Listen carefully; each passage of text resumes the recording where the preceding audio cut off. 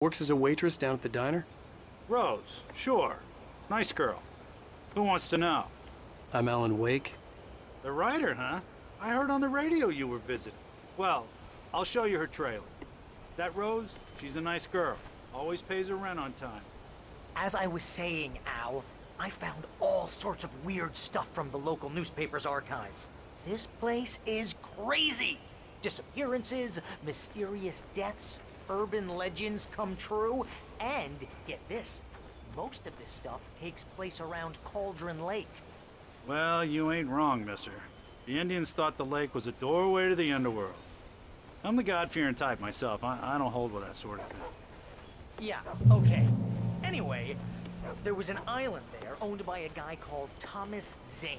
Now, some of the articles I found about him make him out to be a famous writer, but I ran a bunch of searches, couldn't find a single thing he wrote. Zane was heavily into diving, so much so that the place came to be called Diver's Isle.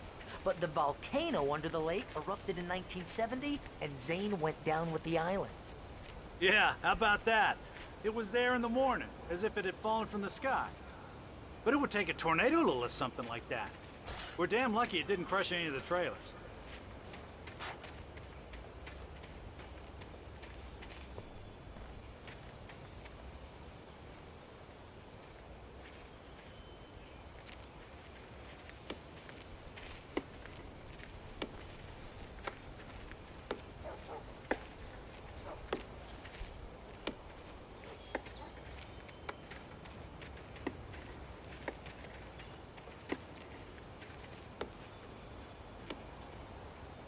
It gets better. A local girl, Barbara Jagger, drowned in Cauldron Lake just a week earlier. They were lovers. Sure, Jagger's a local spook story. The Scratching Hag comes for you in the dark. Childish stuff like that. Anyway, Al, I'm just getting to the best part. All of the articles about this stuff were written by Cynthia Weaver. I asked around, and she's that crazy bag lady you met. What, the lamp lady? She can be a little loopy, but she's not homeless or anything. Yeah, anyway, she knew both Jagger and Zane before they both died, and she had some kind of a breakdown.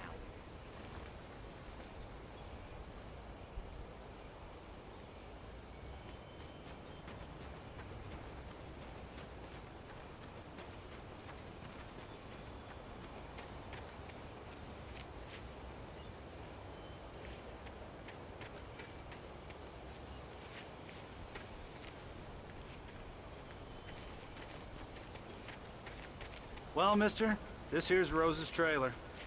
You mind me asking what you want with her? We're just here to talk to her, pal.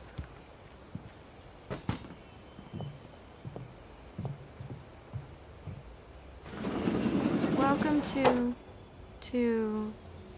Oh dear, Mr. Wake. I'm so glad you're here. Rose, you have my manuscript? Oh. Oh yes. Yes. Please, come in. Hey, this is really good. Rose, Yes, my manuscript. I really need it. I understand. I know what you need. A muse to inspire you. Oh, for Barry. She doesn't have anything. Yeah, hey, Al? Al, what's... Oh... Barry! What? What?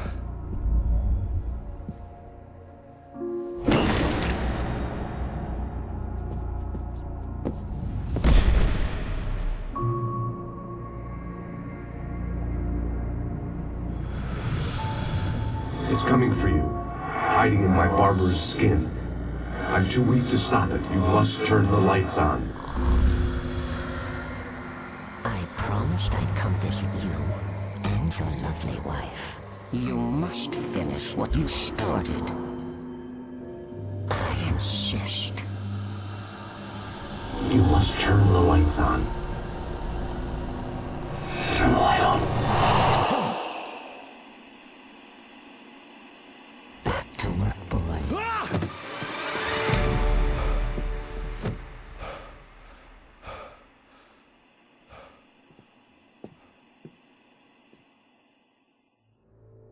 I felt nauseous, hungover. Only anger kept me going. I can't tell reality from dream anymore, but it seems I have an imaginary editor to help me. She's an old woman in a funeral dress. I call her Barbara Jagger. She's very strict. I'm writing faster and faster. My manuscript is being heavily revised. The edits are getting very aggressive, and each day there's less of me and more of her. I hate it, but I know she's right. She promises me I can save Alice this way. She knows more of this than I do. Rose took a day from me. I had less than 12 hours left to meet the kidnapper. All I could do was get Barry into the car, work something out once I got on the road. Welcome to the Oh Dear Diner. What can I get you today? I Coffee? can feel it. I couldn't work up much hate for Rose. Something had used her to get to me and left its mark. My gun and flashlight were gone. I'd have to find a way to get Barry into the car as quickly as possible. There was no time to waste. Mr. Randolph liked Rose. That little smile she had. How she was still sweet when life had tried so hard to make her bitter. It wasn't any of his business what she did in her trailer. But those strangers, the writer and his smart-ass sidekick, looked like trouble. And they'd been in there for hours, way past her normal bedtime. He reached for the phone and called the sheriff's station.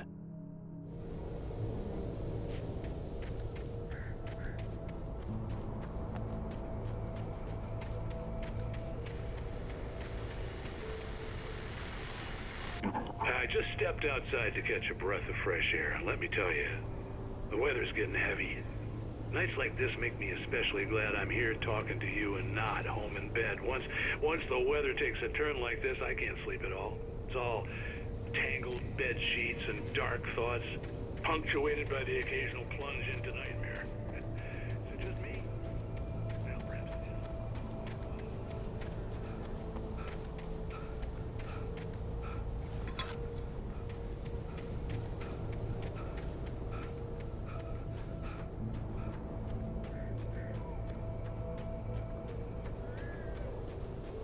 Oh, you're gonna get it now.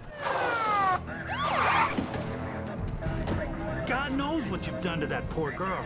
This is Agent Nightingale, FBI! Get him up, Hemingway! You're under arrest! You move a muscle, I'll unload right in your goddamn face! Stay right where you are, Blaine!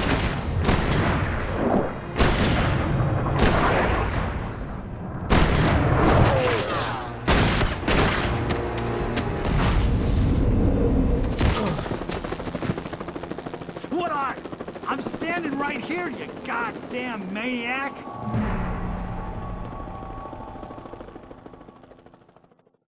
I hated to leave Barry behind, but there was no way I'd miss my appointment with the kidnapper. Mr. Wake, come on!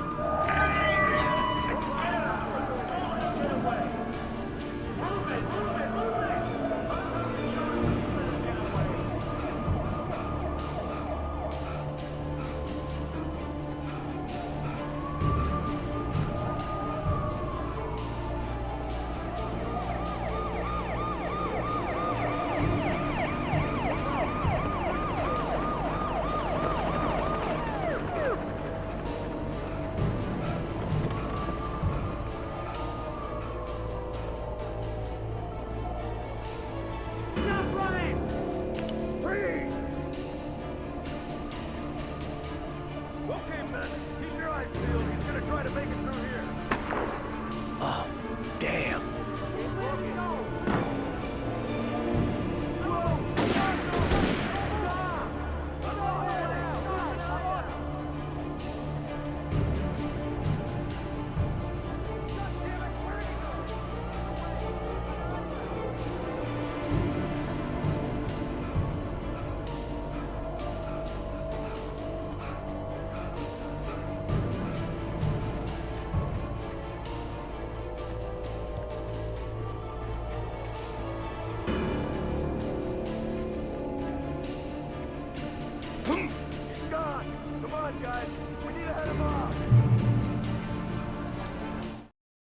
For decades, the darkness that wore Barbara Jagger's skin slept fitfully in the dark place that was its home and prison. It was hungry and in pain. It dreamed of its nights of glory when the poet's writing had called it from the depths and given it a brief, terrible taste of power and freedom. The rock stars had stirred it from the deep sleep the poet had sunk it back to in the end. When it sensed the rider on the ferry, it opened its eyes.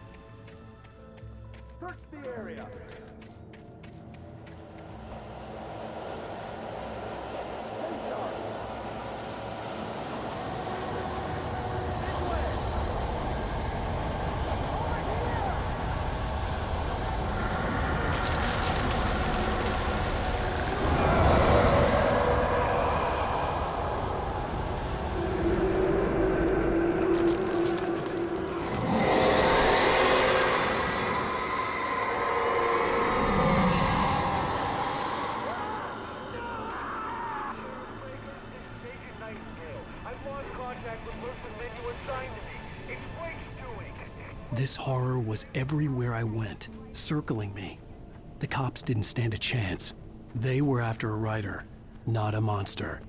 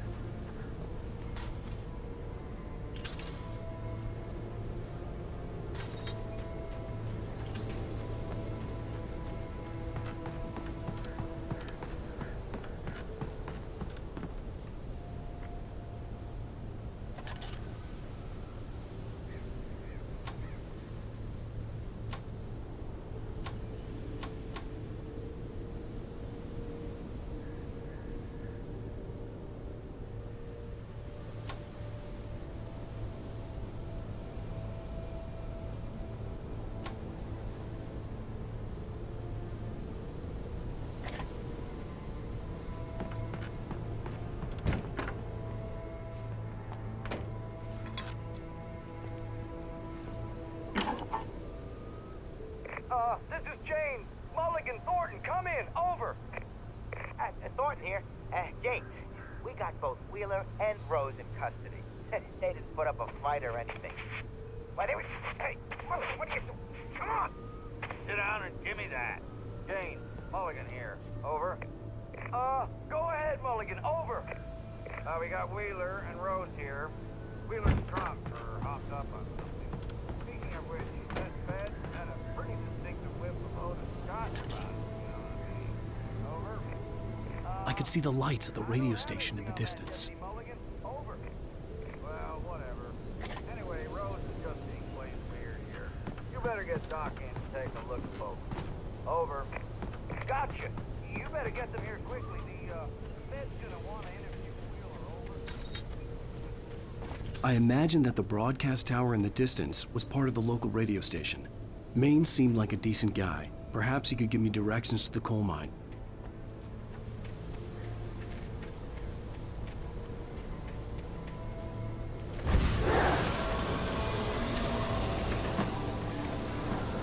Unnatural shadows clung to the gate. The darkness that was after me was trying to stop me. I wouldn't get through without a light.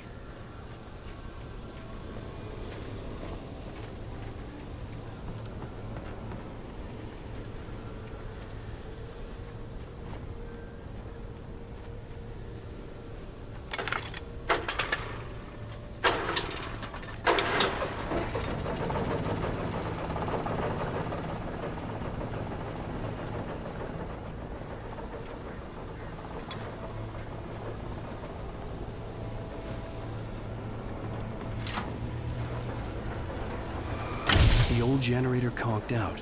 I'd have to see if I could fix it and try again.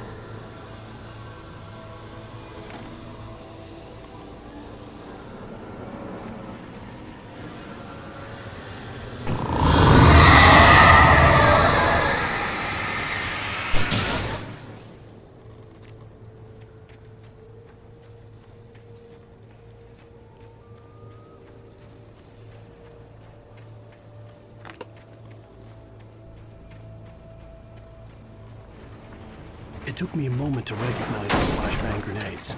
They were an ideal weapon for my situation. Team 1, come in. Over. Team 1, this is Sheriff Breaker. Report. Over.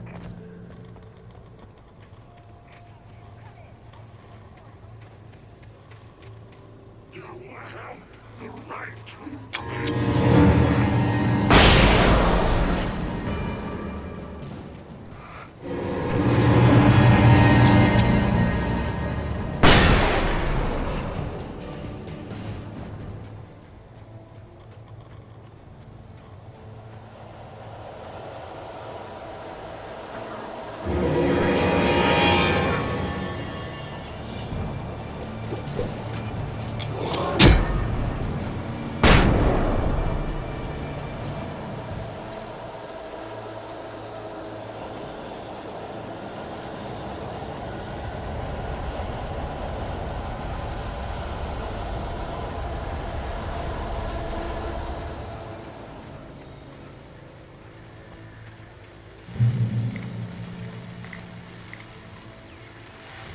And here's another call.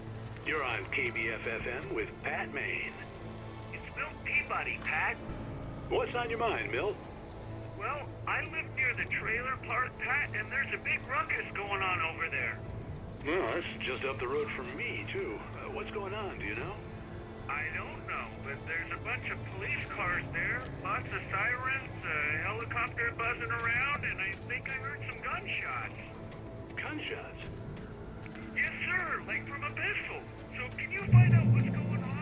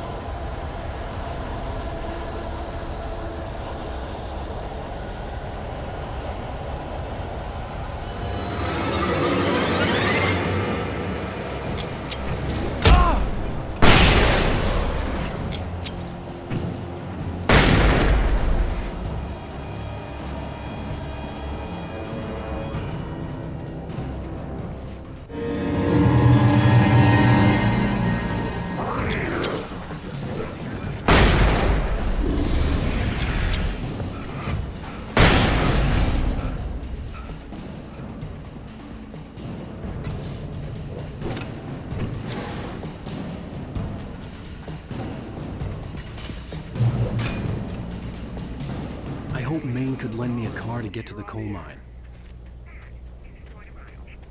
Oh, hello, Lorna. What do you have for us? Well, I just don't see why the cops bother with the trailer park. What do you mean?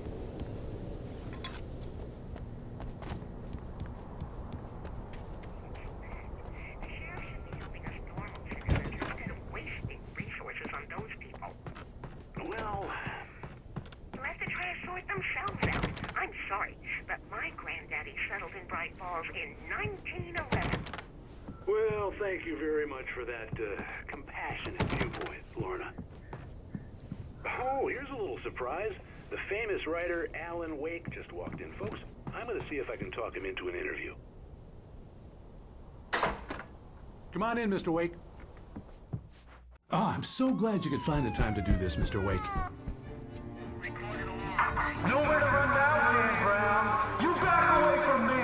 Don't hurt. Whoa. Everyone calm down. Put the gun down. We're all friends here, right? Cool your jets, Nightingale. We got him. Judas Priest! What the hell's the matter with you? There's a civilian in there.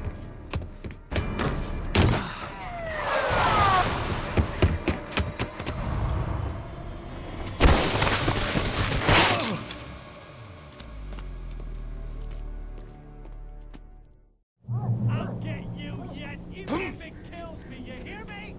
You hear me, H.P. Lovecraft? I had fallen off so many cliffs it was ridiculous. That's what you get for naming a book The Sudden Stop.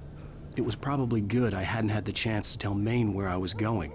I'd have to lose the cops and find my own way to the mine. Nightingale stared through the broken studio window into the dark woods. He turned around, started to walk out, but Maine grabbed his arm. "Young man, you almost shot me. You don't shoot off rounds at people like that. What's the matter with you?" Nightingale shook his arm free, marched out. His cheeks burned with rage and humiliation.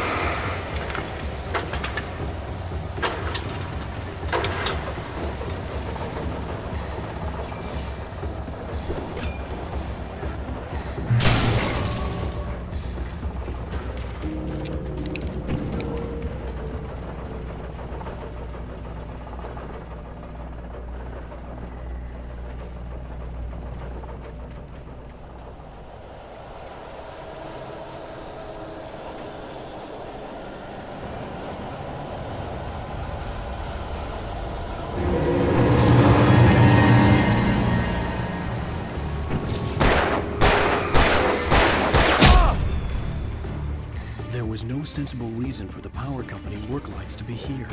It was almost as if they'd been left for someone like me to use.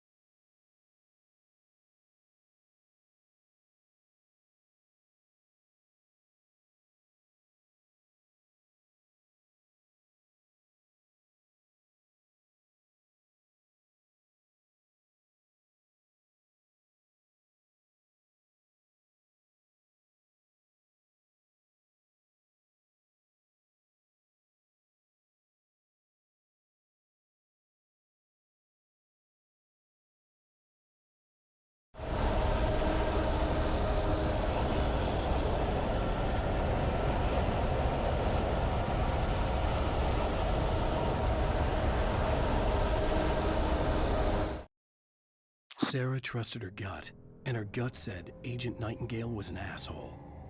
He felt wrong, and it wasn't just the smell of stale booze. It was in the way he flashed his badge, pulled rank, the look in his eyes when he wanted answers. Where was Alan Wake? What was this about an accident? Where was his wife? And most importantly, why did she let Wake go? He wouldn't answer her questions. Federal business was all he'd say.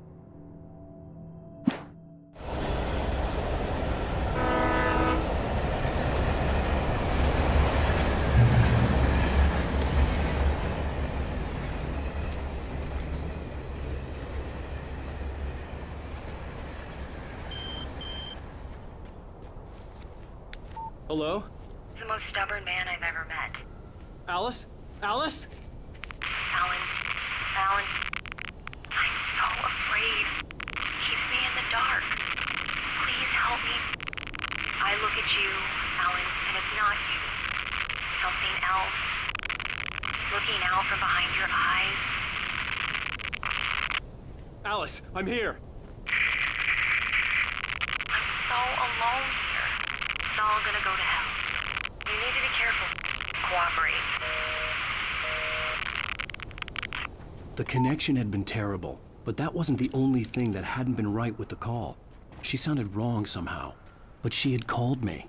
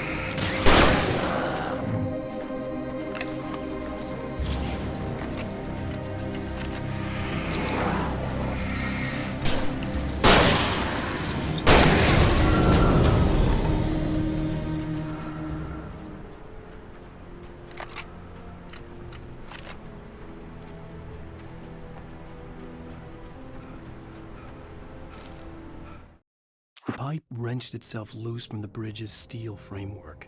Wrapped in darkness, it floated in midair, twitching. For a moment, I didn't understand what I was looking at. The heavy object lurched at me with impossible force. I threw myself out of the way, but just barely. When I turned my flashlight on it, it shook in a dark rage before it flew at me again. I could see a railway bridge up ahead, and a warehouse of some sort on the opposite shore. I hoped I could find a car from there.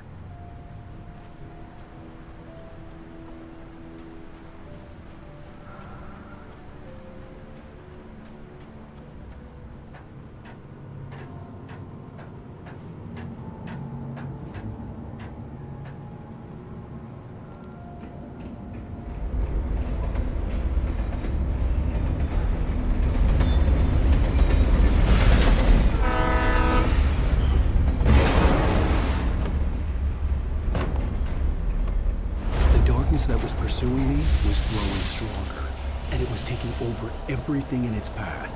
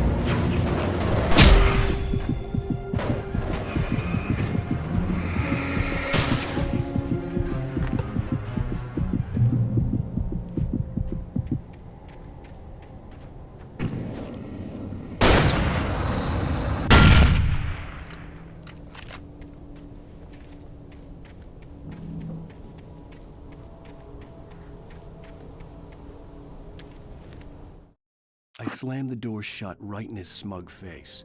He pleaded for me to open the door. True to form, the asshole actually thought I would obey. I had no sympathy left, no guilt either, not for him. I took a moment to savor the scream. I bet I had a smile on my face. It was all that I had time for. The dark presence was inside the lodge with me.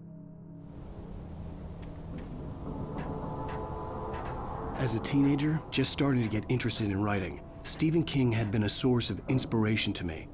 I thought about all the inanimate objects that had come to life in his books. No one is safe in a good horror story. Certainly not the protagonist. That's what makes them fun. This was anything but. The darkness could possess anything, and it was getting closer.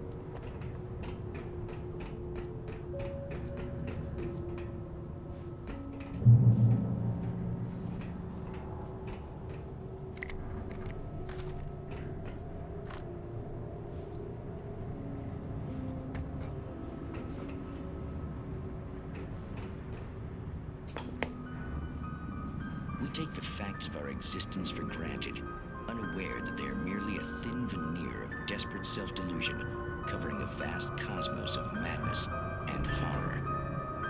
All too often, the stars are right. In Night Springs.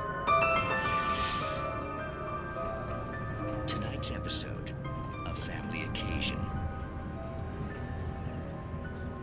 Journalist Alvin Derleth's trip to study the local customs of an insular community in Night Springs has been less than successful. Until tonight. Well, I'm glad you changed your minds about this. Agent Gunstorm's local reporter. My editor loves this kind of stuff. Well, Mr. The darkness surged towards me, sucking everything loose from the ground into its depths, tugging at my clothes. I saw the flare the kidnapper had dropped and threw myself towards it just as I felt my feet leave the ground. The darkness embraced me with the force of a tornado. Somehow I managed to light the flare. The darkness roared and cast me away. I fell toward the dark waters of the lake far below. We don't want to feel like we're on exhibition.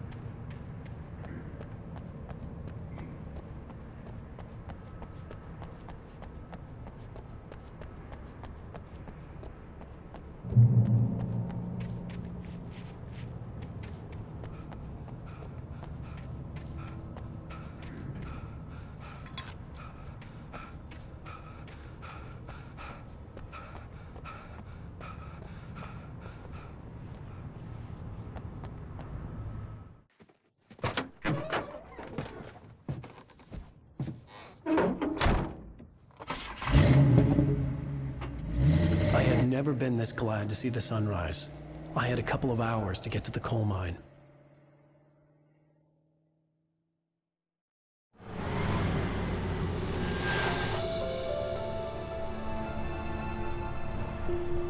The coal mine wasn't far now.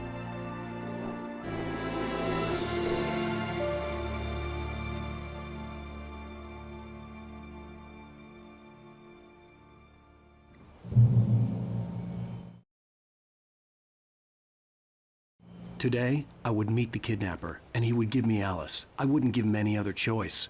A drowning man will clutch at a straw.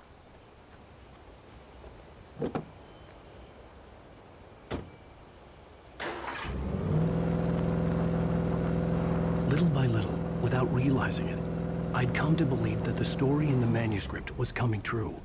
The current of its narrative had taken me deeper and deeper into dark waters. Alice had been taken from me. Barry was probably in jail. I was a fugitive from the FBI. The whole world taken over by the Dark Presence was trying to destroy me. It all felt real, but it matched a textbook case of insanity.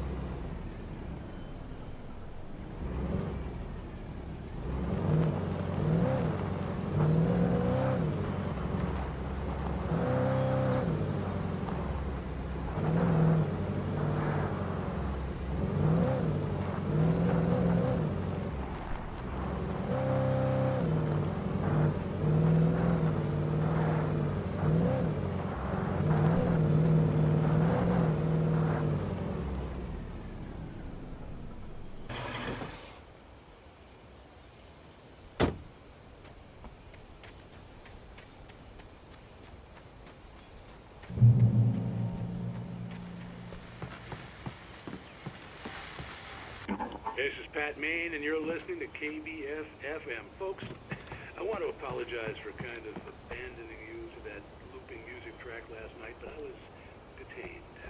You see, I encountered a big shot G-man with an itchy trigger finger who could use a lesson in manners and a boot in the ass. Not necessarily in that order either. Folks, I really should just keep quiet, but I'm just so weak.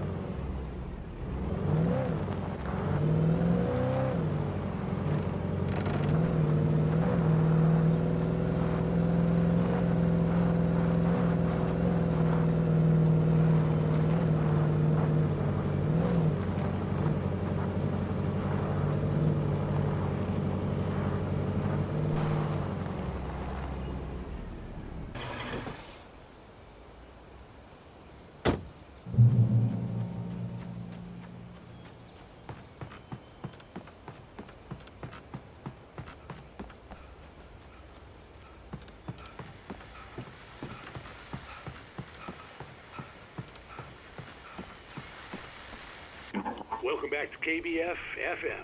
Hope you enjoyed that tune. Now, Doc, you were talking about life and finding that special someone, that soulmate. Well, you were talking about that. I was saying I don't buy it. Well, see, to me, that's strange, because I always picked you as a hopeless romantic.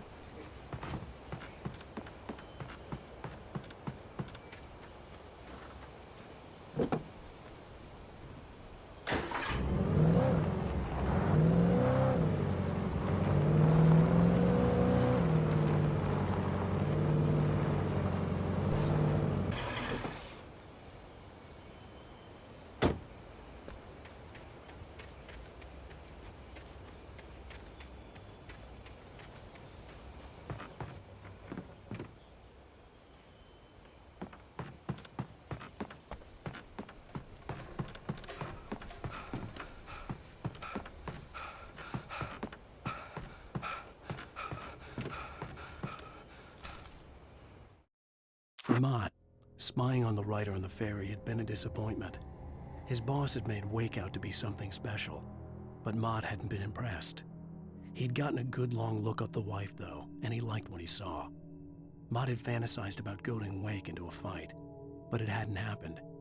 Still, he'd get his chance to see if the writer had anything in him. He'd been promised as much.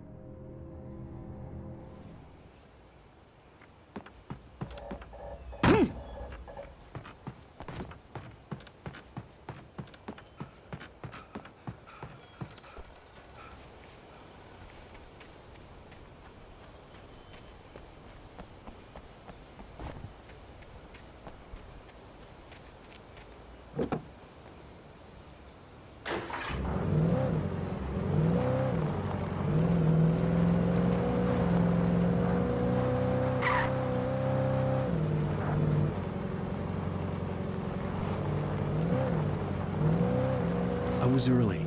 I was supposed to meet the kidnapper at noon in the main building. The coal mine was quiet. It was a museum now.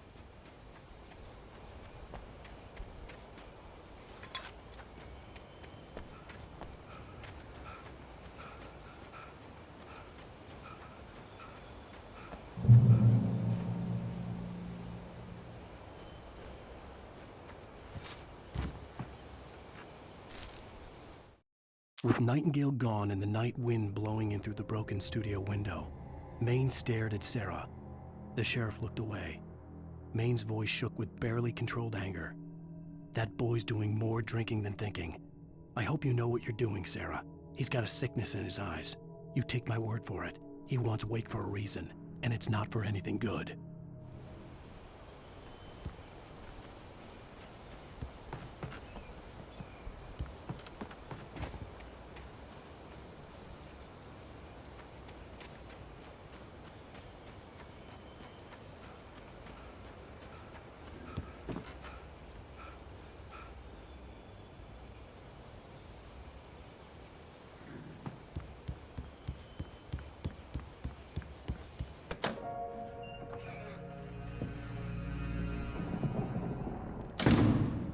I didn't want to go outside. Cops had to be looking for me. The noon sun turned the place into a sauna. The day dragged on. Different scenarios ran through my mind. Ways of how I'd torture the kidnapper to get Alice back. Or the different horrible things he could have done to her. I imagined her dead. I had no way of knowing she was still alive. It was killing me. I was running on blind hope. It was all a waste of time. The bastard never showed up.